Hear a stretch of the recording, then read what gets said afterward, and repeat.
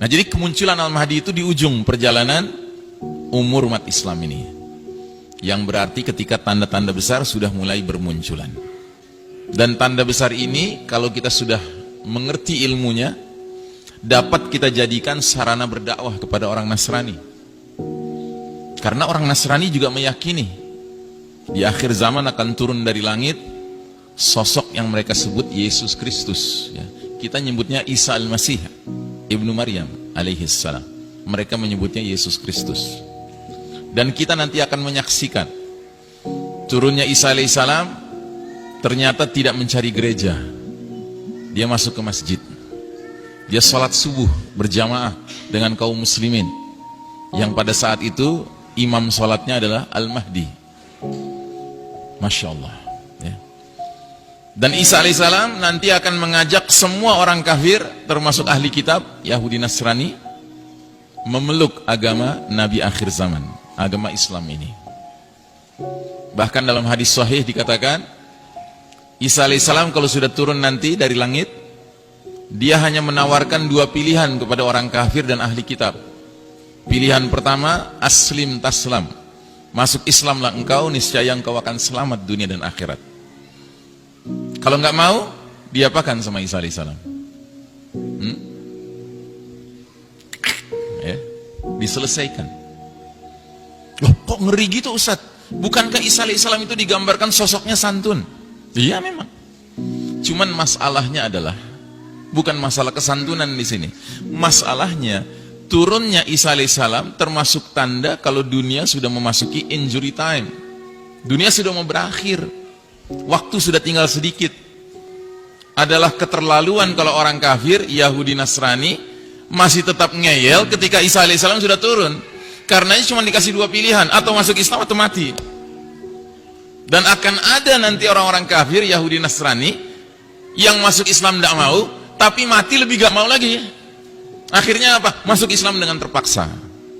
Sampai kapan? Sampai Isa alaihissalam wafat, mereka murtad lagi. Dan ketika sedang seru-serunya murtad, tiba-tiba matahari terbit dari barat. Mereka ingin mengucapkan dua kalimat syahadat lagi, kata orang Padang, talambe, too late. Tidak diterima, pintu tobat sudah ditutup, ya. Walaupun ada juga yang awal mulanya masuk Islam terpaksa, tetapi lama-kelamaan benar-benar beriman, ya. Beruntunglah dia. Ada hadis mengatakan, Nabi bersabda, kelak nanti kalau perang antara kaum muslimin dengan Yahudi, maka kaum muslimin akan berada di sebelah timur Nahrul Urdun, sungai Jordan. Dan Yahudi akan berada di sebelah barat dari Nahrul Urdun, sungai Jordan. Anda tahu, waktu Nabi menyampaikan hadis ini, para sahabat heran, apa itu Urdun, apa itu Jordan? Nggak ngerti mereka, karena zaman itu belum ada Jordan, Pak. Kita sekarang ngerti. Artinya apa? Nabi itu jangan ditanya, dia tahu tidak tahu tentang Amerika. Ya jelas tahu kalau dikasih tahu sama Allah. Tapi dengan tidak adanya hadis itu, kita perlu menduga kuat, jangan-jangan Amerika pada masa itu sudah nggak ada. Karena apa? Terbenam. Dan tentu pengertian terbenam bukan seluruhnya. Daratan tingginya, puncak-puncak gunungnya mungkin masih tersisa, ya. Termasuk wilayah Indonesia yang kita cintai karena Allah ini. Maka kalau ada di antara Anda yang berpikir, wah kalau gitu kita harus siap-siap. Bukan, kita harus siap-siap mengantisipasi pembenaman ini dengan cara kita bangun kampung akhir zaman di puncak-puncak gunung. Misalnya kita ke Merapi gitu ya, silakan. Karena ada hadisnya juga, Nabi bilang, kalau kalian sudah hidup di era fitnah, bawalah hewan kambing kalian, domba kalian ke puncak-puncak gunung, ya kan? Uzlah, kan begitu. Nah cuma harus diingat, kalaupun kita selamat setelah kita bikin kampung akhir zaman di puncak Gunung Merapi misalnya, nantinya kita nggak tinggal lagi di puncak Gunung Merapi, kita tinggal di Pulau Merapi, Pak. Kenapa? Karena sekeliling kita air, ya toh? Nah terus yang kedua, apa yang terjadi? Yang kedua, terjadilah significant depopulation, pengurangan populasi planet bumi ini secara signifikan. Banyak orang tewas, Pak, gara-gara bencana dahsyat ini. Ya bayangkan, wilayah ini kan luas, wilayah yang banyak sekali penduduknya, ya. Ini banyak sekali penduduknya kan. Apalagi wilayah yang warnanya kuning ini, negara apa nih? Banyak kan penduduknya. Penduduk dunia total 7 miliar, itu 2 miliar sendiri, Pak. Karenanya sebagiannya mulai diekspor paksa ke sini kan. Gitu. Makanya kalau kita ngerti skenario akhir zaman, kita tinggal komentar gimana? Silakan datang ke sini, ahlan wa sahlan, lu bakal terbenam lah. Nah, gitu. Cuma pertanyaannya kitanya kemana? Kan gitu. Nah, kitanya harus menjalankan yang dulu Nabi dan para sahabat lakukan. Apa itu? Hijrah. Hijrahnya kemana? Ya ke tempat pemimpin kita akan muncul. Siapa pemimpin kita? Al-Mahdi yang kita sedang bicarakan sekarang ini. Nah, Al-Mahdi munculnya di mana? Al-Mahdi muncul awalnya di Mekah. Karena nanti akan ada segelintir umat Islam, as-sabiqunal awwalun, yang registrasi ke Al-Mahdinya di Mekah. Baiatnya ke Mekah. Tetapi yang kebanyakan umat Islam nanti registrasinya kemana? Ke Syam. Karena Al-Mahdi setelah dari Mekah bertolak kemana? Ke Syam, mendirikan khilafah ala minhajin nubuwah. Dengan ibu kota awalnya Damaskus, ibu kota terakhirnya Baitul Maqdis. Ya. Ini semua ada keterangan-keterangan hadisnya. Ya. Nah, jadi saudaraku rahimakumullah, yang berikutnya yang terjadi apa? Global famine, kelaparan mendunia. 40 hari 40 malam dunia diselimuti oleh kabut asap. Matahari bersinar gak bisa menyentuh tanah.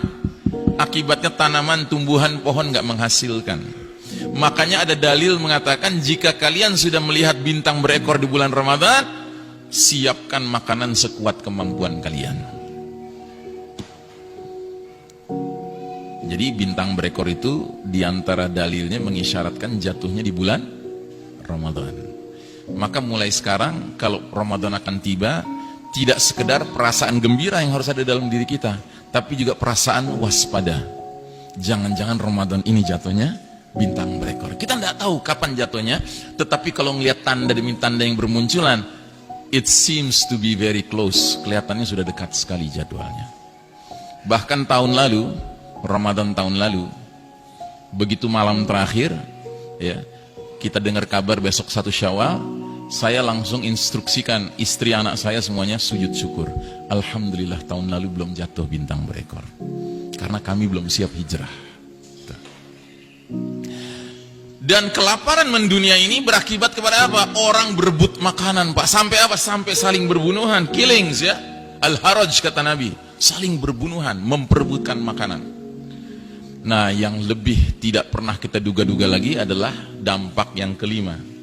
Terjadinya shutdown of modern technology. Teknologi modern ini berhenti beroperasi, Pak. Kenapa?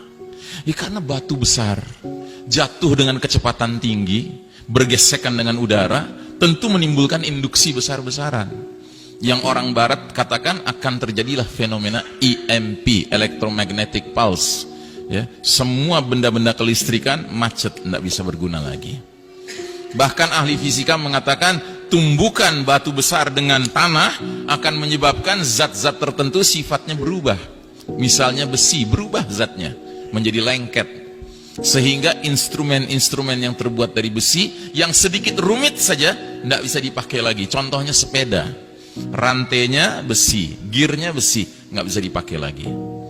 Bedil, pelatuknya besi, pelurunya besi, nggak bisa dipakai lagi. Dan ini yang dikatakan Nabi sampai 3 kalimat diulang-ulang dalam hadis riwayat Muslim, hadisnya sahih. Nabi bersabda, wa'udtum min haitsu bada'tum, wa'udtum min haitsu bada'tum, wa'udtum min haitsu bada'tum. Kalian akan kembali kepada kondisi seperti sedia kala. Kalian akan kembali kepada kondisi seperti sedia kala. Kalian akan kembali kepada kondisi seperti sedia kala. Sewaktu Nabi dahulu menyampaikan kepada para sahabat nggak ngerti.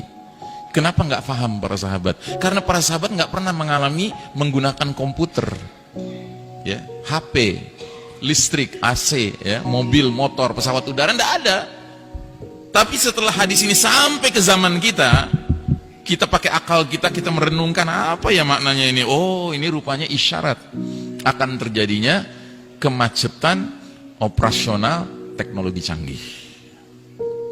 Nah, yang lebih menarik lagi, Syekh Mubayyad dalam kitab Ensiklopedia Akhir Zaman mengatakan, jika peristiwa ini terjadi, Pak, ini bukan keburukan bagi umat Islam, malah ini keberkahan bagi umat Islam. Kenapa? Karena begitu shutdown modern technology terjadi, dia terjadi di seluruh dunia, Pak. Akibatnya umat Islam bisa istirahat, dari perlombaan mengejar ketertinggalan barat kafir di bidang teknologi. Sebuah perlombaan yang pada hakikatnya nggak akan pernah kita menangkan, Pak. Kenapa? Karena barat kafir curang. Mereka nggak rela kita menang. Jangankan menang, Pak, setara saja sama mereka nggak boleh kita, Pak. Buktinya apa? Kalau putra-putra muslim, muslimah berangkat ke Eropa, ke Amerika belajar, ke kampus-kampus mereka, kalau dia brilian nggak diizinkan pulang, Pak. Kalau perlu dikasih warga negara sana, ya kan? Disedot otaknya supaya nggak bermanfaat bagi negeri kaum muslimin. Ya, mereka nggak ridho, Pak, kaum muslimin ini maju di bidang teknologi canggih.